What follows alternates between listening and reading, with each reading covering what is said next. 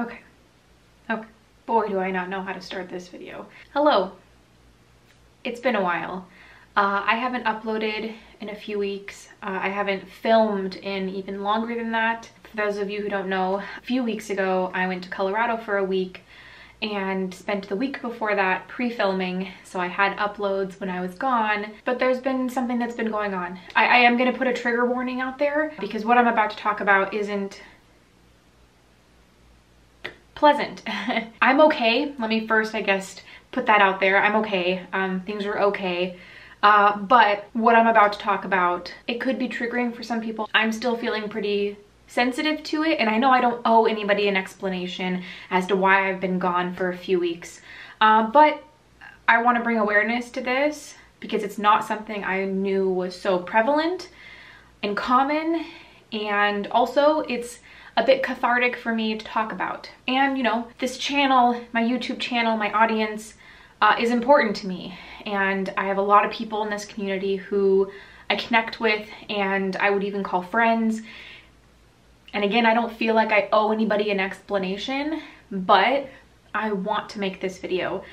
So the trigger warning for anybody who might not want to hear what's going on, and once I say it, you're all gonna know what's going on. Like, I'm gonna go into some detail, not a ton of detail, but I am gonna go into some detail. But when I say what I'm about to say, it's gonna give away what's been going on. So the trigger warning is pregnancy loss. With that being said, on August 2nd, I found out I was 5 weeks pregnant. It was something that we were trying for. This was very much wanted. It happened a lot faster than we were expecting. So I found out August 2nd, which was a Sunday. That next weekend is when we left for Colorado to visit my grandma for a week. For those of you who don't know, my grandma is extremely sick, terminally ill. Although traveling right now is not something that we are keen on doing or want to do, there's little time left. And now that I had this news, I wanted to be able to share it with her because I wasn't sure that I would be able to share it with her in person again. So that next weekend, I turned 6 weeks pregnant. That Saturday, we flew to Colorado, and then an hour before we descended into Denver, my morning sickness kicked in heavily. I started vomiting a lot, didn't sleep, couldn't keep anything down for over 24 hours. I ended up having to tell my grandma, my mom, and my uncle, who were all with me and Alex in this house, what was going on. I had planned on telling them anyways. We would have waited to tell anybody, but given the fact that we were visiting them and the fact that I was so incredibly sick, we told them. And then I went to the ER. I ended up getting 2 bags of fluids and some anti-nausea medication, and then really struggled that whole week that we were there because I was so nauseous every day and tired, and nobody really tells you how bad it can get during the first trimester. From that Saturday, so once I hit a full 6 weeks, until 2.5 weeks later, I was dead to the world. I was so sick, so ill. I had no idea that it got that bad. But I always also took that as a good sign. If I'm experiencing all of these really strong pregnancy symptoms, that's gotta mean that my body's doing what it needs to do, and you know, there's something cooking in there. So I was in no state to film. I had absolutely zero energy. I was 24/7 nauseous. I basically went from a hunched position in bed to a hunched position in front of my computer to work, to a hunched position on the couch, and then circulated through that every day. I almost just didn't exist for a good 2.5 weeks. The last day that I had major symptoms, pregnancy symptoms, was, well, you're gonna be seeing this video about a week after everything happened, but was a Wednesday. Thursday the 27th, I woke up feeling a lot better. And I tried not to panic because I've read that that can happen. Symptoms can come and go and ease up and then come back the next day full force. Another thing that I didn't realize is how just on edge you are the entire time during a pregnancy waiting for something to happen. Again, I tried to remain really calm and not worry too much because that can't be good, right? So Thursday morning I woke up feeling a lot better. Friday, same thing, was feeling a lot better.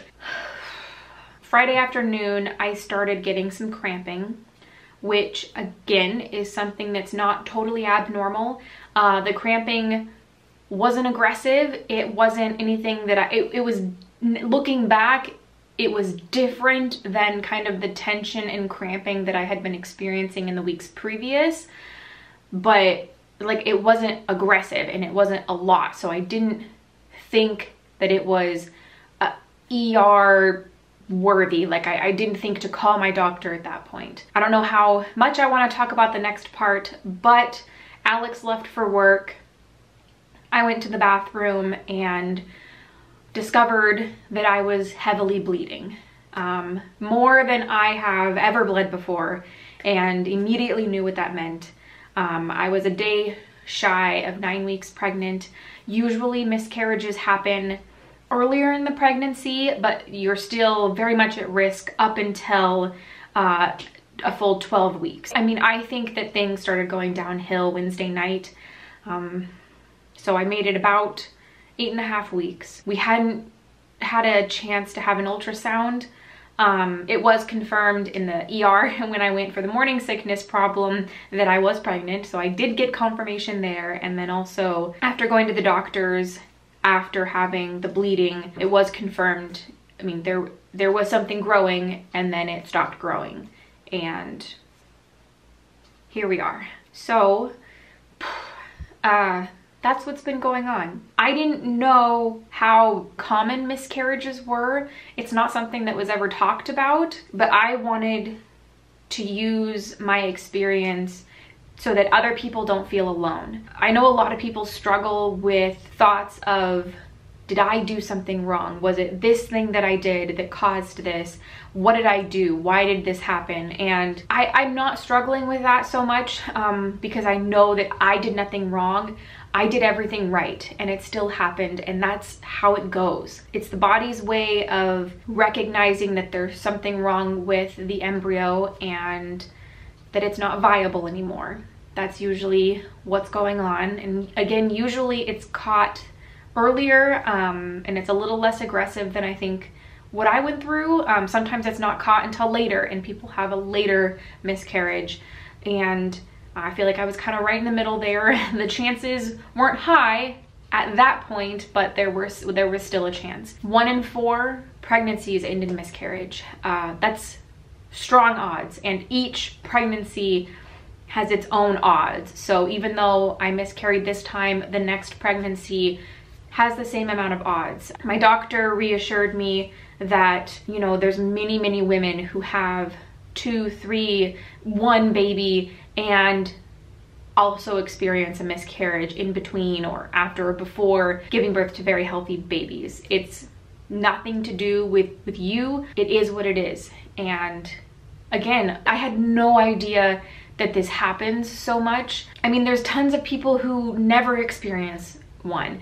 The moms in my life, my mom, my stepmom, my mother-in-law, none of them had miscarriages. All of them had 2 healthy babies. My best friend had 3 healthy pregnancies, never had a miscarriage. But there's also a lot of acquaintances from my high school or other places in my life who I've seen come out with their own stories. Some people might think that this is too personal. I disagree. If I can help one person feel less alone, and one person realize that it's not their fault that this has happened, because it's a traumatic experience. One of the worst things I've ever had to go through, to recognize that I had a very wanted, very healthy, up until it wasn't, pregnancy, and then for it to so quickly go so south and one moment it's just over, is not, I mean, it's not something I ever hope anybody has to go through, and it's not your fault. It wasn't my fault. Alex and I are going to try again.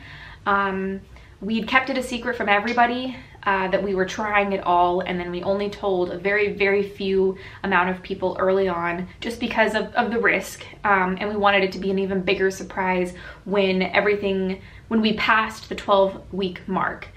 But alas, I didn't make it that far. But now we've shared with our families what happened and our really close friends, and now I'm sharing with you. It's not a story that I'm ashamed of, because again, it's not my fault, but it is something that happened.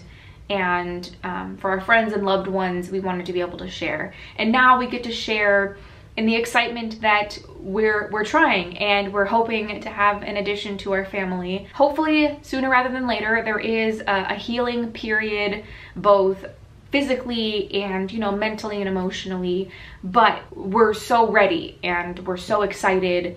So I've done a lot of crying over the last however many days it's been, but also a lot of healing and reflecting and talking with friends and loved ones. Alex and I have a lot of support from our friends and family, so the healing process is underway, but I have been gone for a while, and again, although I didn't feel like I owed anybody an explanation, I wanted to talk about it. The good thing, silver lining, is I'm physically feeling much better now that I don't have pregnancy hormones raging through my body. So I am excited to get back to my channel. I do have like a couple of videos that I filmed back before I left for Colorado that I can hopefully edit. I haven't hardly been wearing makeup, especially before, because I just had literally zero energy and just nothing. I wanted to do nothing but lay on the couch and